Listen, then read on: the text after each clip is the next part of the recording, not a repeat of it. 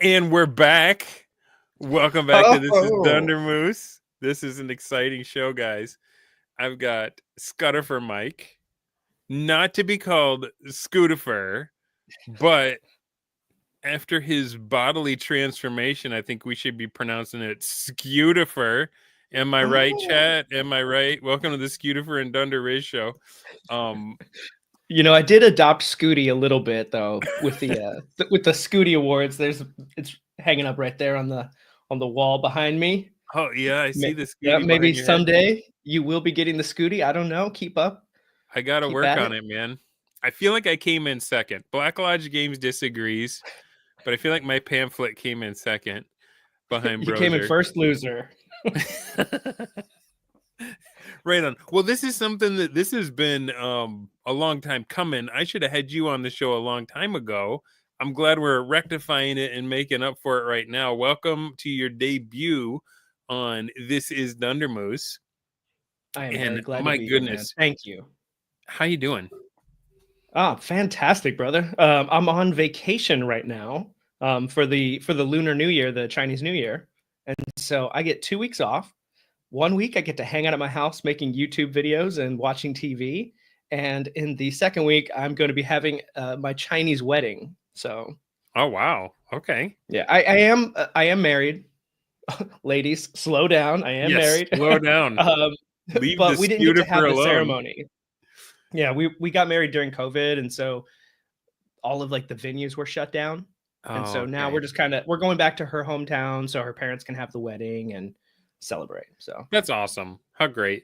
I feel like that's a bigger deal for the bride and for her parents than it is for the groom, but I don't know, maybe you were looking forward to it. I don't know how much of a bummer it was having to just go to did you just do the justice of the peace thing? Or we did. Yeah, we went to the government office and signed some papers. I am kind of dreading it because okay, so I am a YouTuber. I do put my face out there, but like standing in front of a bunch of people and like they're all staring at me, I'm like, really? I'm kind of nervous about that. You're a teacher though, right? Like, aren't you used to having a bunch like commanding a room? You know, the 5-year-olds are a lot easier to impress than well, see, my Chinese isn't very good, right? Oh, okay. And so I can communicate basic ideas, but I sound like a second grader, you know? And so I don't know if you've ever tried to have a conversation with a second grader. It's usually not that deep. And it's like, I like pizza. Yeah. Like, that cool, man. That's is blue. Milk. Yeah, so that's good. My Chinese equivalent. So yeah. Well, I mean, but the thing is, with you've lost weight, you're putting on muscle, so like everyone will get it. Be like, oh yeah, Roxy just married this dumb beefcake. she's got her Ken doll. Makes perfect sense. Yeah. Yeah.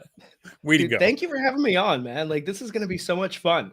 If you're in the chat right now, make sure to hit like to show the algorithm that this guy right here is the best interviewer on YouTube. So well, I appreciate it, man. I don't know that I deserve that, but I will try to live up to that praise. You're awesome, man. I'm so glad to be here. Robert Daniel Stevens says no. The Steel. Ooh, Robert the Steel. Okay, let's go there. We'll start talking about BROXT, which is like the latest hotness that the bros are doing. I don't know if everybody's aware of this. What is the BROXT and how on earth did you get roped into it? And is it just like a boot camp for a cult, or what's the deal here? Well, I'm pretty sure it's just a book club, right? Like just a book club. Yeah. Just a book is club the with newest, benefits. Hottest iteration of the bros. Now, whenever I was invited to join this group, I was teased a little bit by B-Dubs. He's like, oh, you're going to leave the main card, the main event, and slum it down with the new initiates. And I'm like, but the new initiates get to have book club essays. They're actually doing stuff. Like, I was like, I don't want to hang out with the old guys. They're just playing games by themselves. Like, I want to. All we're doing is fighting with each other and infighting. I don't want to deal with that. Well, I want to read stories. I mean, do you feel like an insider? Do you feel like a main eventer? Because I think of you that way, but I know how I felt when I first got kind of roped in and I was just starstruck and like all these guys that have been into it way longer than me. How do you feel? Like, do you feel like a bona fide bro, or do you feel like you're still kind of earning your bones? That's an excellent question, but you just got my ear trumpet has been struck by lightning. Whoa. Thank you, ear trumpet. That's $5 Australian. On my break, we'll have to watch the best interviewer on YouTube later. Well, thanks for the support, man. I really appreciate you, and I hope that when you do get a chance to watch this, it lives up to your dreams. It's everything you ever hoped for. Rock on, man. So back to your question, do I have like imposter syndrome? Is that what I asked? Maybe it is. Kind of that. I didn't ask if you don't. deserved the attention or if you felt you deserved the attention. I guess I asked how much of a sense of belonging do you have? Oh, I do feel like a bro. I do. Okay. It feels good to be a bro. Yeah. Man, it feels good to be a bro. Man, it feels good to be a bro. Okay, so whenever I joined the bros, whenever I made my 1-to-1 time video, I had already been playing the bro wave, I think for like a year and a half at that point. I was playing my BX game. Yeah. Using 1-to-1 time and patrons. Basically, anytime John Mollison put out a video in his series, You Can Win at D&D, I tried to like take it and plug it into my game. A lot of the stuff I was just kind of guessing on, but it turned out to, I think, be better than a lot of like the bro things that they were doing anyway. And so, and then it's like whenever I made the 1-to-1 time video, I think like my world kind of opened up a little bit and people started following me on X and talking to me in the bros. And so yeah, I wasn't just like playing a bro game for a year and a half and like had all this experience. Now, like the guys in the bros wanted to talk to me too. And so, yeah, I guess they were teasing me about looking like Elvis Costello because I wore glasses in one of my videos. Elvis Costello. Well, you did wear the flowery shirt in one of them, at least in a thumbnail. Yeah. BX is awesome, bro. What is he talking about? Robert the Heel Stevens, are you doing okay, man? You're a little cranky tonight. No, I'm not gonna like it. No. BX is puke. Here's what's great about the bro principles. You can play with OD&D, which isn't very different than BX. Like if you're looking at the core games, like you can see like they're very, very similar. I've actually never even looked at BX. I'm looking at OD&D. I'm reading through it. In first edition, but yeah. It's like AD&D. Now that I've read those books so many times now. Like I'm no longer like there's no conjecture anymore. It is the best game, like because there's so many answers in it. Yeah. But you're not always using that stuff. You're not using like how fast can a genie turn in the air? Like who cares? Like you don't need that. And so like if you're playing a war game and there's like 17 people on the server and one of them's got, this air elemental and the other guy's got a dragon. Yeah, you need to know who's, going to be able to turn around, do a UE faster. But, most tables aren't going through that. So you don't need all of those bells and whistles. But what's great about the bro philosophies is you could play literally any game, any RPG and make it better with Bronstein with 1-to-1. Like you just can't. I did a Bronstein a little over a week ago with Shadow Dark RPG. Yeah. Like which is supposedly, if I was to listen to the going wisdom, is that Shadow Dark is just for mud core dungeon crawling, right? Right. Yeah, it's only for dungeon crawl. I'm like, no, dude, you can do anything you want with it. Now, I'm not using 1-to-1 time with that game because it has its own time system built into it. So at the end of a session, you roll a dice depending on how much money they spent. You add a modifier, and that's how much time has passed. But it does create a different kind of game. Well, and they have 1-to-1 time, like with the torch mechanic, right? Like kind of baked into actual delve. Kind of. It's like actual time, not Maybe really one to you could one. say torch to torch time. Yeah, it's torch time. It's torch to clock time because like literally like every minute that passes at the table is a minute in the game too for that. So like it's what everybody thinks 1-to-1 time is what they actually do in Shadow Dark. That's right. Brian Renninger says Shadow Dark is for ignoring. Man, the bros are in rare form in the chat here. Oh, okay. So Robert Hawkins, man, that guy, dude. Ooga booga. I gotta admit, I'm not talking about the quality of his essay because obviously he's a bro. His essay is amazing. It had such an original take. Nobody was even touching the idea of secondary professions before he talked about it. So that's awesome. And you can't really blame him for not being able to understand the rules because his frontal cortex has not developed yet as a Neanderthal. But he was clearly DQ'd. If you can't read your directions. He's sending me the ruby. The shiny rock is in mail, Big Moose. I'm just saying.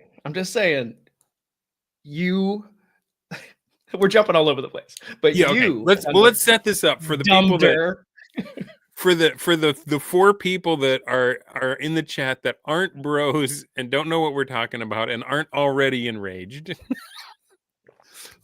Let's just set up. So the first stage of the BROXT, B-dubs invited a bunch of people that were posting in X about trying these methods. They were running their own browser, or they had a Steam going, or they were just talking about these. And so he invited them in and said, all right, come on.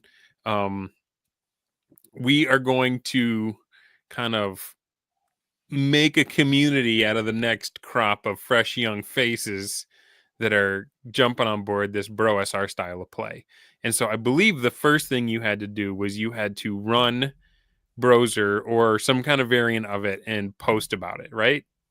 I don't know. I got invited after the group was made by you because you were like, oh, maybe Mike has some insights or something he could share with these new guys. So I'm not really sure like how the group started, but I'm so glad you invited me in. Well, I invited 2 people, but one of them got bounced immediately. I invited you and I invited Night Danger. Get over it, Jeffro. Let Night Danger back into the fold. He's awesome. We love Night Danger. He's a good guy, but he did come in swinging. He started off, and that's just really his bad nature. Timing.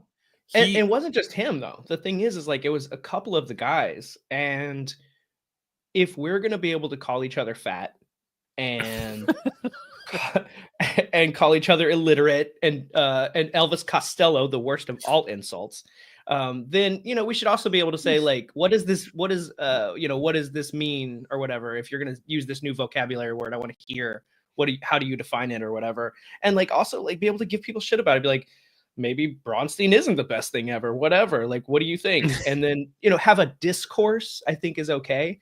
Right. I don't agree with Night Danger. I think he's wrong. Yeah, but I'm happy to have a discourse with him. But I believe that among the bookers, it was kind of viewed that this isn't the place for that. Let's have those chats in the Discord or out on X or whatever. R-Dubs, you're killing me, man. You're killing me. I love R-Dubs, man. That dude is so awesome. So you guys are getting a taste of what it's like in the bros. So disregardless. Yeah, disregardless.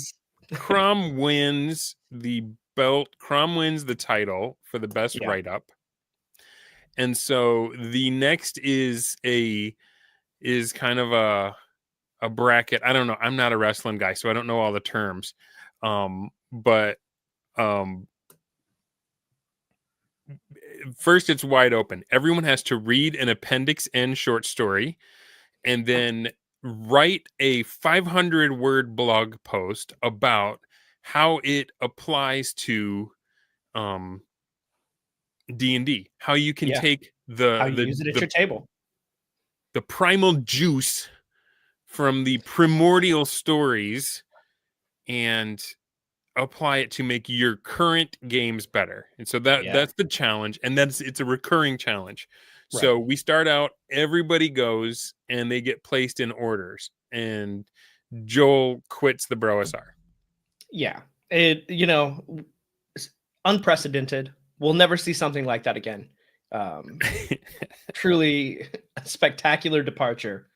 And I think it was because of Crom, who wasn't even a booker. I think Crom got in Joel's head and was like, this isn't good enough. You had to do something else.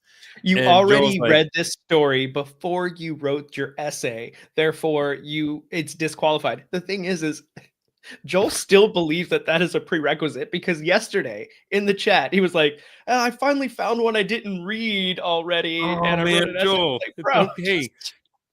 Crom is trying to protect his belt. Don't let him get in your head. Don't listen to Crom. That's rule number one. He has to. Yeah. Anything Crom says is to keep his belt. You just got to keep that in your mind right now. Now, Crom is legit, and I want to have him on the show because he has innovated some really cool stuff in some of the schemes that he's run. Yeah. However, so they got put into orders. Joel flamed out, walked away from the bros. And then because he said that, he started getting attention from a certain quarter. Oh, my goodness. A certain person is just on the lookout. Oh, the bros have left Jeffro behind. Who wants to come on my show and talk about it? Yeah. Oh, Joel, you've had a falling out with the bros? How awful for you. Do you want to come and no judgment, you can come on our channel and dish about it. And there's people that hate us. There are people that hate us. And they are looking for splitters. They are looking for the dirty dope on what these awful cultists are doing. Yeah. So you get in. I pull you in later in the game, and you find yourself in this bracket, and now you are reading Appendix N stories. Oh yeah. And writing up entries. And what has it been like for you? Well, I've always been a bit of an Appendix N enjoyer. I read Conan and H.P. Lovecraft. So getting in was great because no one else is doing these challenges, and I've always been a book club kind of guy. My buddies and I, we read science fiction. Like my real life friends, we have a book club, and so I love that stuff. We never wrote essays about it. We never did blog posts about it. We just would get together, have some steak and beers, and just chat about like, what we read. But man, I love blogging about this stuff. It's so fun. So I get like a fraction of the amount of engagement on my blog posts that I do on YouTube. But every time I see like one more view on my blog, I'm like, I got another. Look, Roxy, look. Somebody dopamine hit. It's so much better than a YouTube view. I don't know why. It's just like, I matter. There's something about it. Somebody took time to read a 500-word essay. I mean, the quick thing is like, it's a quick read, like 2-3 minutes. You get through it and you're like, that's really insightful. I don't want to stop doing it, even though you losers put me out of the bracket. What has it been like? Okay, let me rein it in a little bit. I'm having too much fun. What has it been like? I've been searching through the old tomes, the ancient texts, for some rare fruit, and I found some pretty fun ones. It's exciting to read these stories because you do understand Dungeons and Dragons more clearly when you read them. Also, it's just great writing a lot of the times, and they're short, like 10 pages sometimes. And so you can they're punchy, gets right into like, it's like a exactly what you want from your session, right? A little bit of getting to know the characters. They're thrown into a fun situation. Now there's this gruesome combat. Some of them get out alive. Yeah, it's exactly what you want to read. It's what you want at your table. I love it. It's a blast. Now, right on. How do I feel about the leadership in BROXT as a different experience? Okay, so I got roped in as a co-booker. So like B-Dubs 1776 is like the lead booker. And then Robert the Heel Stevens and I are his sidekicks. Yeah. And I have begun watching Monday Night Raw on Netflix so that I can understand the weird culture that has sprung up between Robert and B-dubs. They have their, it's like thieves can't. Exactly. So I'm trying to learn the alignment language, but it has been rough. It has been really rough because I don't know if you've been reading all the entries, but the I have. quality of the essays that I've been reading is intimidating. I'm glad I'm not up against these guys because it is fascinating and it is fun. Do you have any questions about your elimination? Because I'm the exact person to answer them. Yeah. What kind of drugs were you taking when you decided to eliminate somebody who has a clear victory in hand, just clutching it out of nowhere? Right. Oh, Mister, I can't read the rules. I don't understand. Short story, how many pages? Robert says, I ain't no sidekick. Okay. Whatever, robber. So Stole it. here's what happened on that latest round. Mm-hmm.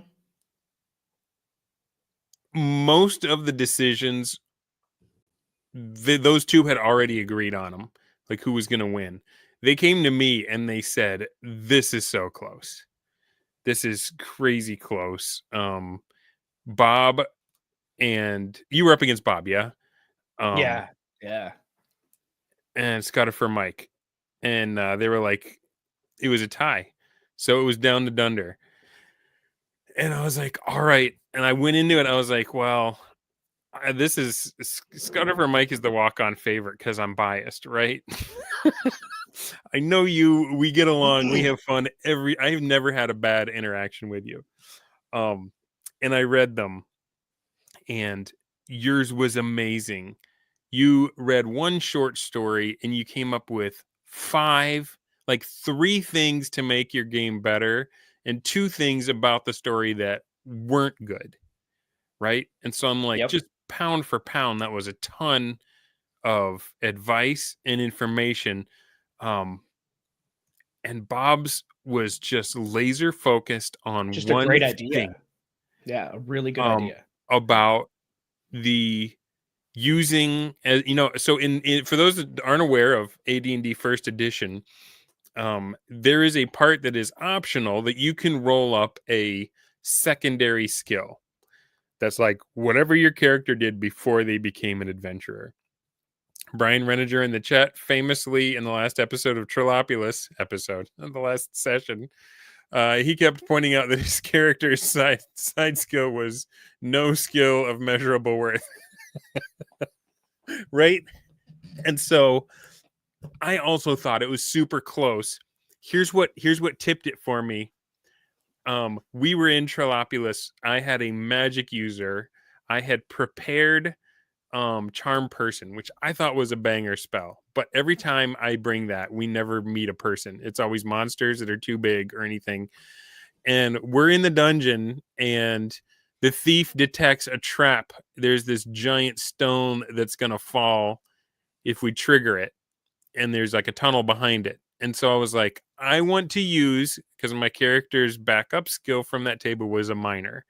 I was like, I want to use that skill to see if I can determine the size of that rock and whether, if we trigger it, if it will block the entire passage or if we will be able to crawl over it and continue.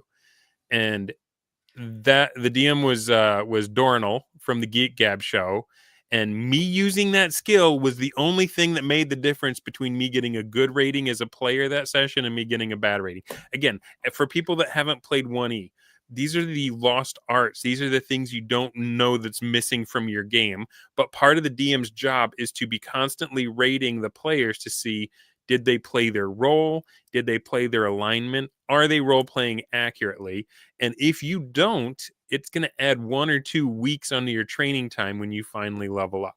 It's going to ruin your character. You're going to go. So it's just your bad luck that I happened to use the very mechanic that Bob was calling out in his piece, and I was just like, yes. And I looked at it with those little anime, sparkly eyes, and I was like, man, Scutifer had an amazing article, and he brought so much value, but it was a little diffuse.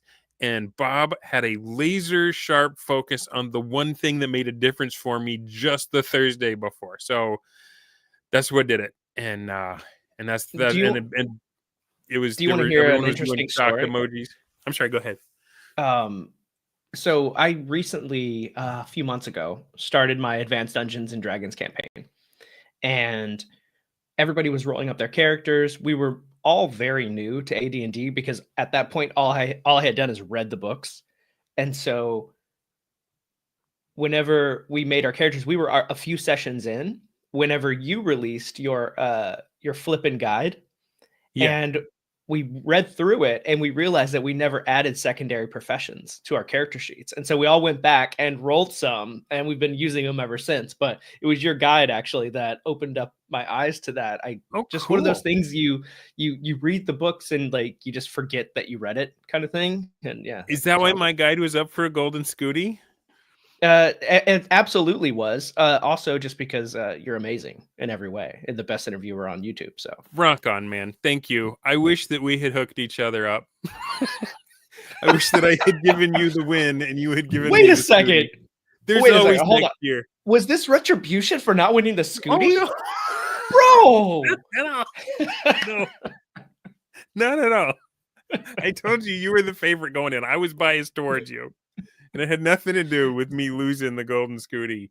If I was gonna be beat, Broser was the module to do it. Yeah, it wasn't the shucked oyster. I mean, it was good. Shucked oyster was good, but it wasn't as good as my trifold. It was all right. Pamphlet.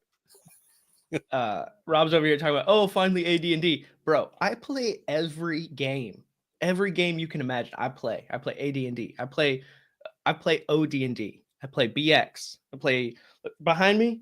This wall of RPGs gets used. Okay, I don't know those people who collect these things and they don't use them. I use these games. I was admiring your box set of Masks of Nyarlathotep. Okay, we've only gotten to chapter 1 of that one.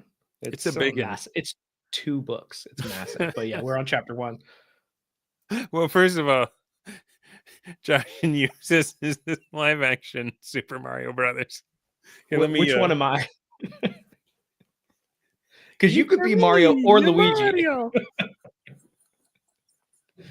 Okay. Anyway, Bradford Walker had posted in the chat, and each week of did I go high enough? We'll just stick with this. Is a good point. Yeah, this is a good point. So explain the mechanic. Explain the mechanic for grading and for leveling up, because I feel like a lot of people have a video game idea of what leveling up is. Sure. So when you've acquired enough gold and experience to level up, you have to spend 1 week of your downtime for 1,500 gold per week, and it's your average of the grades that it took you to get to that level. It's kind of hard to explain. Wasn't ready for this question. Yeah, so there's a number of sessions. Yeah, there's a number of sessions, and each time you get a grade, you get an average from those grades. That's how many weeks you spend in downtime. It's 1,500 gold per week per level. Now, if you get a bad grade and you have to spend 2 or 3 weeks leveling up, and you don't have the gold, and you can't pay for your monthly upkeep costs, your character gets retired. So if you don't play well in the dungeon, you don't have a character anymore. No matter how much you love them, how precious this PC is to you. Sorry, you had a terrible grade. You ran out of gold.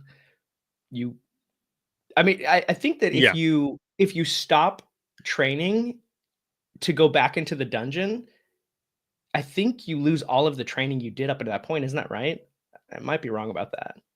Yeah. So like if it's you need to do 3 weeks and you stop training, you got to start over. You basically ruin your character. Yeah, you ruin your character. So like there's almost no way to recover from it. So. But there's so much game built into that, because like you have to find, the other thing is you have to find a mentor. You have to find somebody of a higher level in your class to train you. And if you can't, you can train yourself, but it takes double the time. Right? Yeah. And so what I did in my campaign was for levels 1 through 3, there's just like, you can find somebody, right? So when you start your character up into level 3, but then you have to start hexploring to like find a new city, a bigger city. And so really like pushing people to like to get out there, right? Because there's a Yeah. dungeon nearby, and they could. I mean, I'll just keep adding levels. Like they could stay in that dungeon for forever if they wanted to, but I want them to like go find the world, right? Yeah. Yeah. So find the that's a world. good like campaign prep tip is like, okay, who are my players? Do I have mentors in the small town that can train them to level 3, but at which point they will outgrow them and they have to leave the nest to find the Right. next. So that can tell you already, okay, so I know I got a monk. I'm going to need Mr. Miyagi out there somewhere. And I need a place to put him. I'm gonna need to give him however many students he gets for his level. All of this is in advanced Dungeons and Dragons first edition. There is so much like just innate world building there for you. Yeah.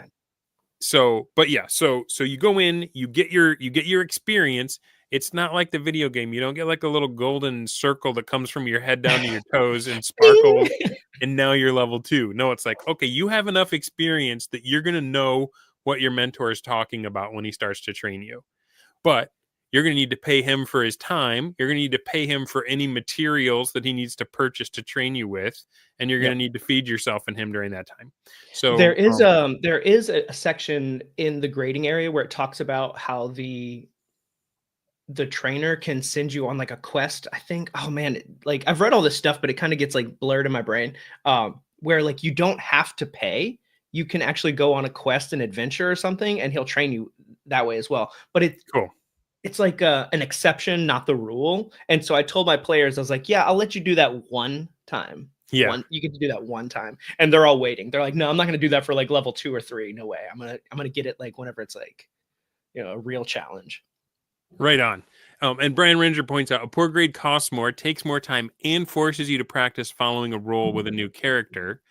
And the other cool thing about it is if you're playing with people that get used to these rules, they will help you out. Like I remember playing one session, the same wizard character. We wound up fighting a bunch of undead orcs. And I was feeling bad that I had charm person and it wasn't going to work on any of them. So I was like, you know what? I'm just going to grab my staff and I'm going to go up there and I'm going to help. And Brigadine was playing and he grabbed my character by the shoulder and he's like, no, this isn't your role. And, as an aside, you're probably going to get marked down as a wizard for trying to join the front line. And it's like, oh yeah. Okay. Thank you. I will. You just saved me an extra 1,500 gold. But here's the thing, Dunder. When you have a large enough table, when you're using like a bro game, right? Yeah. Everybody's got characters they're cycling through. You can have a new person join your table at any time. Every session starts in town. Your characters, once they get to like level 4 and 5, they can start training the level 2s. Oh, okay. Do you allow that? Because absolutely, I do. Yeah. Here's them why. Money from the party.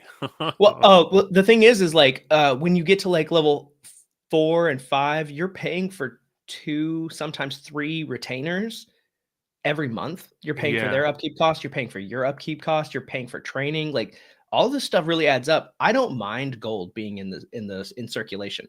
They're not going to get any XP off of that. You only get XP from pulling gold from a dangerous situation and bringing it back to town. But if I can connect my players' characters to each other and have them work out all that different stuff, like if you have a level 6 magic user and your level 2 is like, not only do I want to train up to like level 3, but I also want to learn a spell, that high level magic user can be like, okay, well, I want you to go kill this other guy and steal his item for me. Bring it to me. And so now you've got Bronstein in play. You've got the players are taking all of the work out. Because, okay, yeah, you could be like, yeah, here's a level 6 magic user that I rolled up and he's got these spells that he can train you. That's fine. And the book is designed for that. But if you have your players doing it for you, then they feel more connected in the world. And like it gives them a reason to want to be a 6th level magic user. Because what do you do at 6th level magic? I don't know, like destroy the world. I don't know. Yeah, I don't know if you're high enough for your own magical research yet to make your own spells at 6th level. Right. But so Chubby Funster, welcome to the chat, bro. Says, what is the mentor getting out of the relationship? Are you paying him? Why isn't he still adventuring? And so and that I think Brian answers that a little bit with the mentor gets the money. We've been talking about that. That can be a Yeah. downtime action. Here's the other thing. That's the most boring outcome. Giving them money and using your downtime to like train somebody else, that's fine. It's really boring. But if it's a PvP thing, like I want you to go get this +2 bracers of defense from this other guy. I know he got it because he was in the dungeon with me when he got it. Yeah. I want you to go kill that guy. And or just get it. Just get the bracers however you have to. Then it's like super exciting. And everybody's like, wait, is he coming for my bracers? well, and so the level 6 guy, he may have some gaps in his level 1 and 2 spells, right? He may be like, well, okay, you can't afford it right now, but I will train you if you give me your spell book for a while so I can copy Quid those pro spells into quo. mine. Yeah. Right? And how long before the second level guy starts thinking, I wonder if there's something I can do to get the 6th level guy away from his tower for a minute, and I can look. I'm sick of him, just only dealing out one spell at a time when I'm ready to train. I want to go in Right. there. I want to sneak in there and write his Giving it spells down. piecemeal. Here's the Yeah. thing: a 6th level magic user might have 6 hit points. Yeah. Like it's, like it's very possible. So just one well-placed arrow. That's why he's sending you out of the tower. Yeah, Right. he's 6th level. He's got these cool spells, but he's like, I'm not gonna expose myself. I'm not You need crawling to do around it in for some me. diseased hole. I just want you to bring me back that scroll that I heard about. Right. Yeah. Right? So like, yeah, give it to your players to hand off that kind of like the boring bookkeeping stuff. Yeah. And But maybe yeah, there's a thief player who is training and can't make the session because they're in time jail. And maybe you could say, well, before I leave, I'm going to slip the thief some gold and say, all right, try and get that book while we're out. yes. That's where all the shenanigans come in, my Right. bros. Yeah, it's fun. And like the thing is you can start everybody off at level 1 and build a campaign up where, week after week you're acquiring the XP, and after a year you're going to have some like level 5s and 6s. Or you at every tier you can have each player can have a character like 9th level, 5th Yeah. level, 1st level. And just here you go. Go have some fun, ladies and gentlemen. The map is yours. Right on. It's a lot more exciting. It came out in my discussion with Rob Kuntz as well, that there's no rule saying that all characters have to start at level 1 and you can't play level 6 until you earn your way there. And even in the book it says, if you're playing with experienced players, you can give them higher level characters so that they know. It's probably best for a new player to start at level 1 just so they're not overwhelmed with options. But yeah, this is the stuff right here, man. This is the old school, the deep magic that modern stuff feels like thin gruel compared to it once you get a hit of this heavy PvP style stuff. Yeah. And the chat keep up. Yeah, with they're it. going off. I tried running a stop time. Not running. I was a player in a stop time game, Okay. and it lasted for 2 sessions before the game petered out. It's hard to wrap my mind around stop time now, like just freezing the game. It's not as fun because the game does freeze. You don't talk about it. Nobody was like engaged in the chat in between sessions. Actually, like right after the session was over, everybody was like, "Oh, that was so fun." And it was fun. We had a lot of fun at the table. Yeah. And then we met a little over a week later, like 8 days later, and everybody showed up. It was super fun. And then we all, "Oh, that was super fun. That was super cool." And then nobody has, like, somebody's traveling and they're like, "Oh, well, we're going to wait until after the holiday." And it's been like 7 weeks. So yeah. And now the poor DM's going to have to be like, all right, here's what was going on. Right. Does everybody remember you were right behind the door and you heard growling on the other side? Yeah. And like, you're right. Once you've played a game that's always on, it is hard to go back to. It's hard to go back to one that everyone just stops playing it, stops thinking about it, stops caring about it until the next time you get together. And then you got to catch them all up and just the level of engagement is not the same. Now, they're not blowing your phone up the whole time you're away either. So that's the upside of a Yeah, pause time, yeah. right? I mean, I do like not having to work all the time. So in my Shadow Dart game, it's a lot like stop time Yeah. because you roll the dice at the end of the session. And it's like, okay, 2 weeks have passed. And so I do get to engage with the game a little bit, like how the world has changed in those 2 weeks or whatever. Mm-hmm. But it's very much like stop time in that like nobody has anything to say in the group chat. And so that's why I used a Bronstein to spice everything up, because we actually had a session and then 5 days later was the Bronstein, because I was like, this is kind of boring and it's going to kill the campaign if we just, if everybody just like stops texting and stops engaging with the world, Stops then caring. stops caring. So I was like, okay, so while you guys are on your carousing, I want you to roll up a new faction and we're going to destroy the city. And then when your characters come back to the table, we'll see how all that plays out. And a couple of days ago, we got back to the table after the Bronstein and half the team died. It was like, there's literally like war in the streets because of this Bronstein. And so everybody's like, man, this is the coolest thing ever. Like we get to see the second and third degree effects, after effects of what happened with the Bronstein. It's like, yeah, super cool. Do it. Play these things. And you made a video about it, and people need Yeah. to watch it. I don't know why enough people haven't checked this thing out, because nobody's clicked on it. It's not just you talking. Like, you have footage of the players during the Bronstein. You have like photographs of them like in their little, off in a separate room scheming. In my YouTube studio in here, this little box room. They're all kind of like, okay, so what is it? Trying to like move my equipment aside. Like, it's perfect. It's great. Yeah. So I do heartily recommend everyone go watch that that video, because it's a lot of fun. And if you have if you have got a free copy of Browser, well, maybe you bought the hard copy that's at cost, right? Yeah, you got to pay for the shipping, I guess. And you've read it and you're still like, I think I know what you're supposed to do. Watch this video. You'll see people doing it. You'll see how easy and fun it is. And as you said, there is no system that we've tried this with that it hasn't been a success. It is, as Jeff Rose says, it's anti-fragile. Do you want to hear a hot take about Browser? Hit it. I have zero interest in playing Browser. Like none. Like I see the factions, I'm like, that's really cool, I guess. But like, why would I don't know, like a cookie cutter Bronstein to me? Like, here's this faction, go play it. And everybody in BROXT, he's like, you got to play Browser. I was like, why would I use everybody else's factions? my players can make their own factions. It takes 5 minutes. Like, I don't understand why we made a product. Like the essays I get. The essays make sense to me. Essays are golden. I think the product is, if somebody wanted to try it for the first time. But like, I don't understand. Like, okay, so read the essays. Yeah. Make a faction. Like, okay, I'll make a faction right now. The were-rats of the Snaggletooth clan instead of the Rat King. Yeah. There you go. The Snaggletooth gang. They're were-rats. Like, I just made my own faction. Boom, just like that. Like, it takes no time. Oh, that was it. It wasn't, the first BROXT challenge wasn't to run a Bronstein. It was create one in a tweet. Right? Oh, right. Dude, that was a fun tweet. Everyone was creating their own tweet that was like, here are the factions, here's the MacGuffin, go.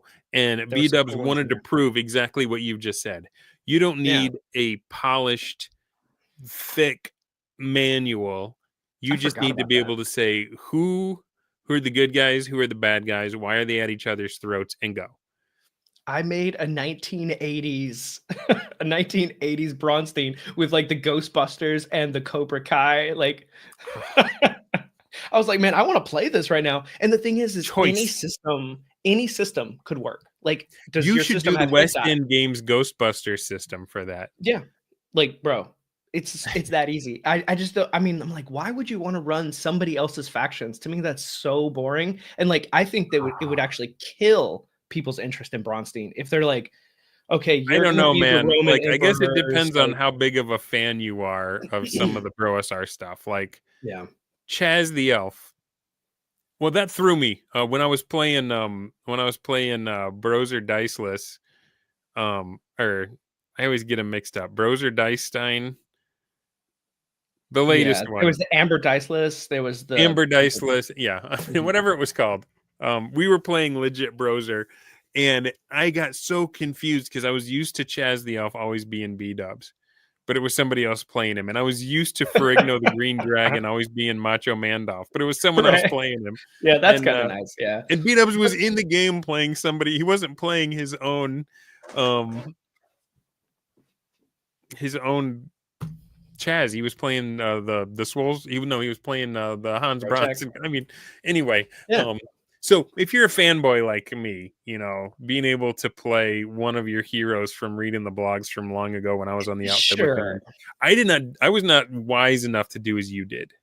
Because you were like, here's what they're doing. I'm just going to do it myself. Oh, yeah. Back with the Summer of Stein. Well, yeah. I had already, at that point, my campaign was, I mean, like, at least a year and a half. I've already been doing one-to-one time with patron play. And so it wasn't that hard. It's just, I didn't know, like, the culture around writing blogs at the time. Yeah. And so mine was more like a manual, like, this person did this person did that. And when they read it, they're like, was there any PvP? I was like, the whole thing was PvP. What are you talking about? It was like a bloodbath. You didn't get that from what I wrote? Oh, yeah. Okay. And they're like, all these people, there's no individuality to them. I was like, do you care? Like, why would you want to know about my home tables, like, patrons? Like, they're so boring to the way I feel about Dungeons and Dragons is when somebody's talking about their home game, I kind of go, oh yeah. Oh yeah. You know what it's like? Here, I've got a perfect analogy.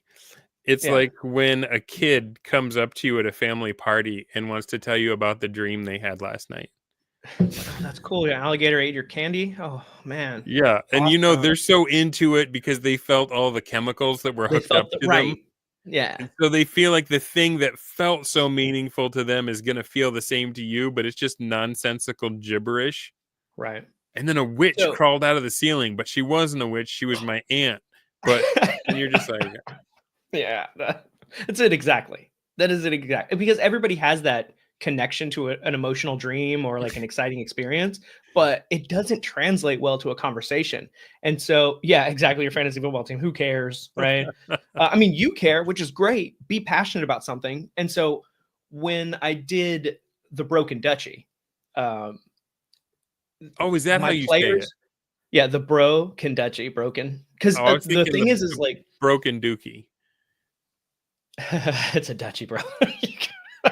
Dookie. Is that not how you say it? Oh no, it's not a dookie. Broken Dookie. It's so symmetrical. Broken Dookie, broken 2 syllables. Okay, I mean, we could change it to the. You're not going to think about it the same way since. Yeah, it's over. Thanks for ruining that for me. It's not like I had a positive experience with that. But we had an amazing time with that because my patrons were destroying my world. So it was very commensurate with what the bros were talking about at that time, about how always on patrons are going to just kind of tear things down, like tear the dungeon master down, basically. Yeah. They were doing that, but they're also like not bros. These guys were just like, they really liked the idea. They're story gamers, and they really liked the idea of like being able to have a level 9 cleric. And so they were just running with the idea. They weren't kind of overbearing it. In fact, a lot of the times I'd be like, hey, so what did your guy doing this week, kind of thing? And they would just give me these amazing ideas. And I was able to like let all of the fallout happen. And that's where the Bronstein came from. I was like, okay, well, they murdered like this major power player.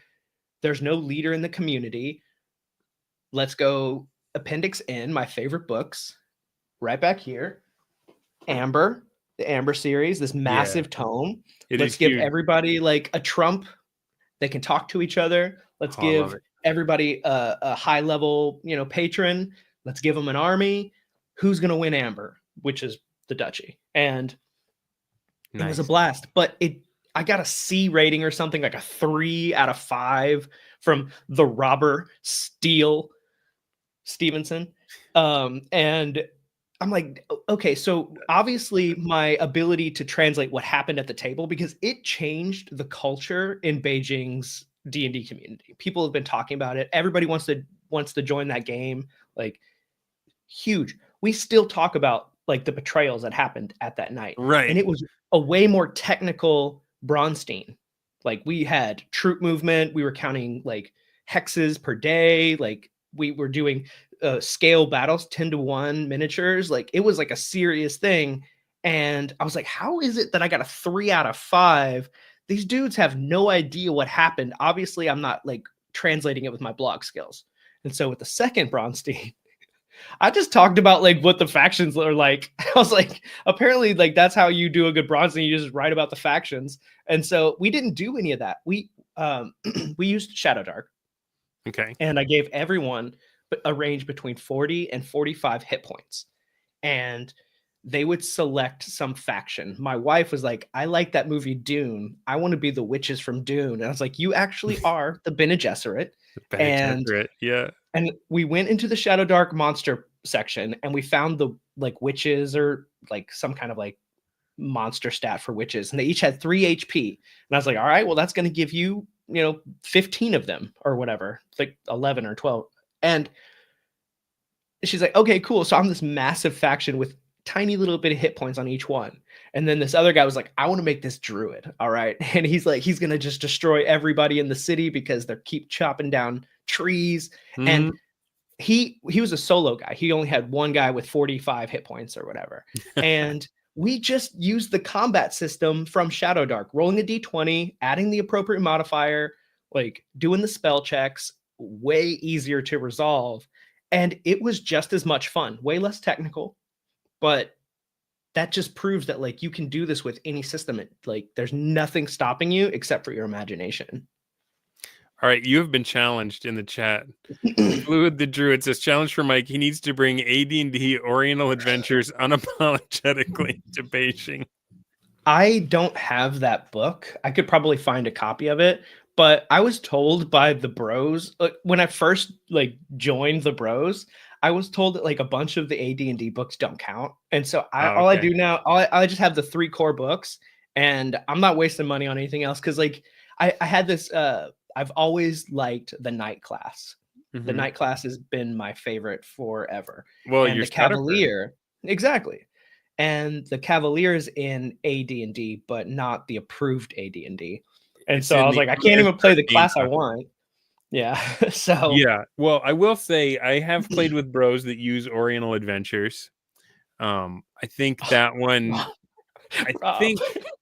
I think the consensus is that Unearthed Arcana was when Gary started phoning it in because he was like moving on to make cartoons in Hollywood at that point. So his name was on it, but to do cocaine. Yeah. It changed the game enough. The purists and the bros are, so you got the original 3, the Monster Manual, the Player's Handbook, the Dungeon Master's Guide, and then Fiend Folio and Monsters Manual 2 are kosher. And which book has like the drow and stuff like that? Because that's a book that I want for AD&D. Because like a lot of the books, like in the Monster Manual, like it's missing some like not like necessary monsters, but like things that I want to use in my campaign. Yeah, and the drow is not in the Monster Manual, and things. There's others I've found too. I just can't remember, but. Oh yeah, Brian Reniger, deities and demigods is also required.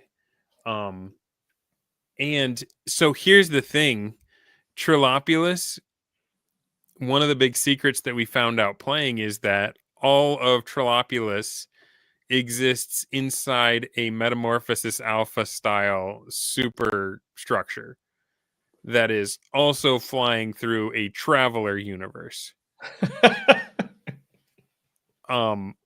And Jeffro's in-person group that he started at a convention, I got a hunch, I can't prove it, but I think they portaled over to Boot Hill for part of their adventures. So Boot Hill is the game that I do want to play. I'm not too interested in Metamorphosis Boot Hill in the circle, and probably also Gamma World First Edition, which is mentioned in AD&D. Okay. Yeah. So I know Metamorphosis Alpha is like a bunch of mutated ducks, and like weird animals. I don't know about Unearthed Arcana. I'm not sure why it was excluded, because I think there's some cool stuff in there, but it does fundamentally change. Like the paladin gets taken out of the Right. fighter class and It's put not a into fighter. the knight The cavalier, or yeah. cavalier. Yeah. But I mean, like, you just don't have to do that. Like, I was like, I'll just put the cavalier in my game. Like, I'm just gonna do that anyway. Like, I'm taking that class. Like, I want it. But you know, AD&D is an amazing system. I think that it's not the only thing out there, and that's the thing with the bros is like I love you guys, and this is probably why I haven't been a member of the bros. Like some people are still calling me like a pretender or whatever, but Oh my gosh. there are systems. There literally any system you want to play. If you want to play high fantasy, cool, or if you want to play low fantasy, cool. But you know, like I want to try Cthulhu Bronstein. Like I'm ready. I'm ready to do this. Like I need players, but let's go. I want to do. I've got a game of Mothership coming up. Let's go. Dude, I would love to play Mothership with you. I think that'd be fun. It's the perfect vehicle for Bronstein because it takes 20 seconds to roll a character. It's faster than Traveler. And with Classic Traveler, we were making characters. You and I got on a call with Jeffro. We had characters done in 10 minutes, right? Yeah. It's like 2 minutes. So you just roll up like flow 7 chart. Marines and just Yeah. I love the flow chart method of the character creation too. Like the cool. character sheet walks you through how to make a character. Yeah. So all right. So we've been jumping I got all a over list the of place, things, bro. I don't know I got how a list of people things I are was following hoping our would come out of the conversation. conversation. We've already talked about both of your Bronsteins. Did you find doing your shucked oyster one was easier because of the experience that you'd had with the one that changed Beijing? Or was it just as intimidating both times? Because I feel like a lot of people that start a Bronstein, they're like nervous and they feel that moment of when they lose control. I always get the pre-session like spookies, you know, where it's like I've been DMing for a long time, but like no matter what, like right before the session, I'm like, what are they gonna do to me? So I did have that. But I felt a lot more relaxed about it, and which is why I did Shadow Dark, because like with the first one, I was like, I gotta get this right because B-Dubs made that challenge and I have to do this write up and people are going to be talking about it and I'm going to prove my chops as a bro. And so I made like this massively complex system with like points and war, like a war game. And it was so fun. Like I would play that again. And my friends, they're like, we should just do that same Broken Duchy thing again. Like this time laminate the maps so we can use the markers to like show where our troops are moving instead of paper maps. Because like they're moving their troops and then erasing and it was a mess. So like just laminate it and we'll do it again. What was I talking about? Oh, right. So the Shadow Dark one, I went into it a lot more relaxed because I understood what happens at the Bronstein isn't on the battle map. That's a part of it, I guess, but it's not necessary. Yeah. What happens is when you're doing the one-on-one, you're taking the orders, the secret orders. It's what's happening in the other room when that person leaves and they finally like, okay, finally he's taking his turn. We can talk about how we're going to kill him next turn. You know, like that's the Bronstein. And my buddies were like, you know, next time, Mike, just set up, because I have a couple cameras. And so like just set up a camera in the secret room, one in the orders room with the dungeon master, and one in the main room. And then just kind of splice through the footage. But the thing is, nobody cares about your home game. Like I made this, I wrote the Bronstein session report, after action report. I made the video about it. And then in my comment section, this dude leaves like multiple paragraphs explaining how he still has no idea how to run a Bronstein. And I'm like, dude, I don't know how I saw that comment. Help you anymore, man. Like, there's no way I can't help you, dude. I'm sorry, dude. Yeah, like you gotta have an imagination. You gotta just enjoy yourself. But if I show you step by step everything that the players are talking about, how many reversals and double betrayals they did, you're gonna zone out. Like nobody's gonna watch the Chronicles of Amber thick, right? Right. And Nobody would get watch through it. Nobody's fast enough to keep up with it. Nobody really knows everything that happened. So that's it's a another good Sisyphean task to try and plumb the depths. Yeah, we did 5 turns in this past Bronstein, and I was like, it'll be 3 hours. It was 5.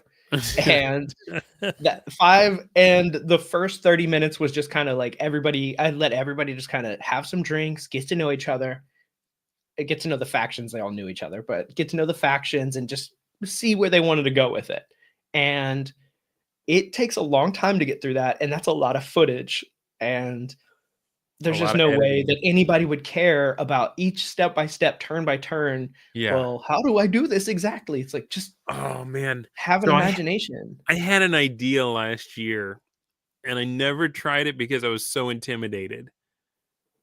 I wanted to get you and Mr. Wargaming and Harmony and Black Lodge Games. I wanted to get everyone that has a YouTube channel, and I wanted to run a streamathon where we were all in real time running a Bronstein in Trollopolis. And I mean, for a YouTube stunt, it's dumb because I feel like we would just split a small audience 12 ways, right? Yeah, but I mean, the thing is like you can always, like, the stream audience, if we're going to get into YouTube semantics, like the stream audience is always going to be significantly smaller than your video. But like when people watch it back later, they're going to want to watch everybody's perspective, and the views will still, like, you're still going to get the time. Let me ask you a question, Dunder. You post like once or twice a week, mostly once, right? Yeah. And you do 2, sometimes 3-hour interviews. I've seen some pretty long ones. What is your total watch time when you're like getting towards your 4,000 to get like properly monetized? Do you know your watch time? That's because I do such long interviews. I never had to worry about watch hours. You blew right through it, right? I am already got enough watch hours. If I had 1,000 subscribers, I would be monetized. Right. Just because I am very fortunate to have brilliant and fascinating people that come on and are willing to talk to me, and my audience sticks around for the whole show. I don't know if they're like driving or working on spreadsheets at work. I'm sure they got me on 2x to get through it quicker. But maybe sometimes, yeah. But I have been blessed with watch hours because of and the other cool thing about doing a live show is there's no editing. I push the button. Sure. We have a blast. I end the stream. It takes a while, and then no muss, no fuss. So let me tell you something. There are D&D YouTube content creators with thousands of subscribers. And do you want to know what? They do not have the 4,000 watch hours. Yeah. I wish I could give it to them. Because they make videos that are 8 minutes long, 10 minutes long. And so what the average view duration for that is about 2 minutes. Yeah. I do a solo play. I'll run a 45-minute solo play, and I'll have an average view duration of maybe 15 minutes, right? Mm-hmm. I was under 4, and within like a couple months, I had my 4,000 watch hours.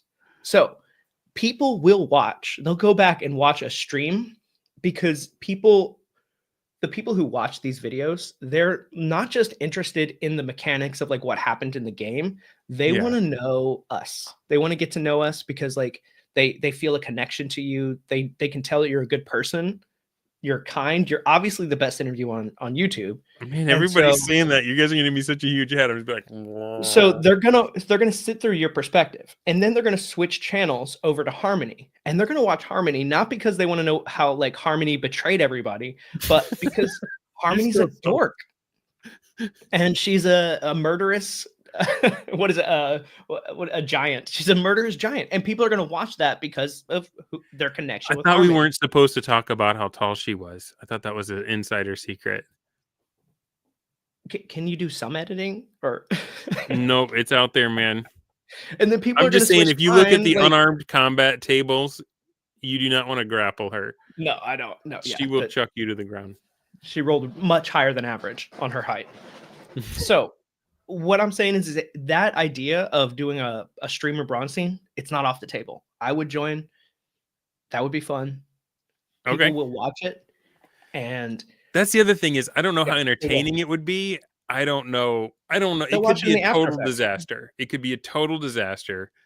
But I do feel like the guy that would leave you a giant post saying, I still don't know how it works. He would be able to go back and watch my stream with the DMs. I'd want help. Brian Reninger has offered to help. Macho Mandoff has offered to help because I'm still not solid on. I have not read 1E like you have. I don't have it. I haven't grokked it yet. Bro, I've read it so many times, I forget details all the time. Well, Like, it's a non-Euclidean book, right? As Rano says. The cool thing is I have a player who's like obsessed with reading the books. Mm-hmm. And so, yeah, he tells me when I'm messing up all the time. Like he knows. Yeah, well, I all the love rules. having those guys. I love having Yeah. those guys to help me out, right? Everyone's afraid of rules lawyers. I'm like, nope. I want a rules lawyer. I want someone who knows their stuff and can help me make sure I get it right. Yeah, but As I long mean, as I you're not prefer trying other to systems. tease it to get an advantage. I prefer OD&D. Like actually, OD&D has the best XP system because it's like if you're on the if you're level 1, you get 100 XP. It's just like so clear, and as long as you're not like over leveling things, like I'm level 5 on level 1, you're gonna get good XP no matter what. Like that to me is like okay, just nice chunks. I want it to be very easy to grok, as you said. So Yeah. I like OD&D system. I think that 3 classes is more than enough. The thief is kind of boring. You're gonna get me in trouble. I was saying a rules lawyer because rules as written. You know, I like to tease my wife sometimes with my really racist Chinese voice. Does it sound like Scooby-Doo? Did you know what Scooby-Doo's full name is? I just learned this today on Wikipedia. No, what is it? His full name is Scoobert Dubert Doo the Third. That's canon, or you just kind of like that's canon. I was like, what the heck, Scoobert? I don't know how much you guys can hear me pouring coffee. Who names? I gotta go pee now. Thanks. Who names a dog Scoobert 3 times? Anyway, I feel like that was off topic. Anyway, yeah, I keep dragging you away from the like. You keep asking me questions, and I'm like, yeah, but anyway, here's this other thing. Sorry. Yeah. Where were we? Terrible What were interview. I don't know. Well, we kind of broached the subject. Let's talk D&D YouTube. What made you go from I'm gonna play this with my friends and have fun to I am going to connect with the world and share how they're supposed to be doing it? So, oh man, that's a really good question. Okay, what made me go to YouTube? Robert. Okay, so I can now Rox's English is actually really good. Right on. I love my wife and I want to be happy. And so okay, the bros will get you in the doghouse for sure. So I'd been running 1-to-1 time because I watched John Mollison's video on how to win at D&D. And so I was very experienced. I'm sorry. One more. Yeah, what's up? Just Malachi. Read that. I worked with a guy originally from Hong Kong and lived in the US for decades. Couldn't pronounce an L. Turned out it was a birth defect. Yeah, I think R's and V's. So I teach English to Chinese people, and R's and V's are really challenging for them. Yeah. Well, you got to curl the tip of your tongue for an R. Oh, and the TH sound. So there's 2 TH sounds. There's the vocal and non-vocal TH sound. And so like this and math are 2 different sounds, and they can't do either. But if you put your hand over your vocal cords when you do this, you can feel the TH sound shake. But if you do the non-vocal math, there is no shake. And so if you do that, you can actually help coach them, and then you show them your tongue as you're like making sounds. And so here's a little lesson on how to do English, how to teach English as a secondary language. There are ways to help people improve on that stuff, but if it's a birth defect, that's sorry. What is happening? Right. What is happening right now? I don't know. I'm having a blast. Right on. Okay, so what you were saying before I so rudely interrupted you, you had watched John Mollison 1-on-1 or 1-to-1 time video. Yeah. So you were like, I can do this better than him. Well, the thing is like you were talking about how you have your heroes and the bros. Jeffro wasn't one of my heroes. I didn't know who he was right away. I didn't learn about him until later. It was John Mollison that taught me about the bros. And so John Mollison is a gateway drug for sure. Right? Yeah. And so I was watching his videos and I was like, this is so interesting. I started my campaign. I tried to convince people to do it, and they were like, that sounds really interesting. And so when I had been running that campaign for over a year, when I went to YouTube, it was just like a natural transition. I was like, I could talk about this all day. Like, I know exactly everything that's ever come up at the table. And I had some pretty like I had some D&D players, let me tell you. The problem with Right on. D&D games is you get D&D players, and I had some D&D players, and they were really testing my patience and limits. And so I It just stress always tested. smelled like minestrone. Bro, like you just you smelled them before they knocked on the front door. Yeah. But I stress tested these ideas, and so when I went to YouTube, I knew that like I wasn't just copying John Mollison's ideas. I actually knew what I was doing. But he inspired me in multiple ways. When he was running his, he took an injury to the eye, and he was like, okay, I can't really like do much, but I can play D&D by myself. Yeah. I was like, this is such a cool thing. I relate to all of his characters, how they kept dying over and over. And I was like, I want to do this too, and maybe people will watch it. When I made my YouTube channel, there was nothing in my brain, and I mean this 1,100%. There was nothing in my brain that convinced me that anyone would watch it ever. Yeah. Like I asked my friends to subscribe to me. Terrible idea. Don't ever do that. It's just really bad for the YouTube algorithm. If you like get all your family members to subscribe to you, but they never click on your videos, like it's really bad. So it's like all don't your subscribers hate your content. Right. Don't talk to your friends about D&D. YouTube will take care of the rest. But I was like, okay, so I'm gonna ask all my buddies to follow me on YouTube. I had 15 subs on day one. I was like, yeah, I'm totally winning. But the thing is if you put your content out there and you tag it the right way and you title it the right way, YouTube will find your audience for you. Yeah. And so I was making YouTube videos about the solo play for a while before I made that one-to-one time video. Yeah. And the solo plays were in one-to-one time. So I was using the practice. I was like demonstrating how it was done. But then I made that one-to-one time video, and then the bros started noticing me. And from that point, we like, noticed immediately. We're like, oh right, man, things look, just this kind of guy's, opened up.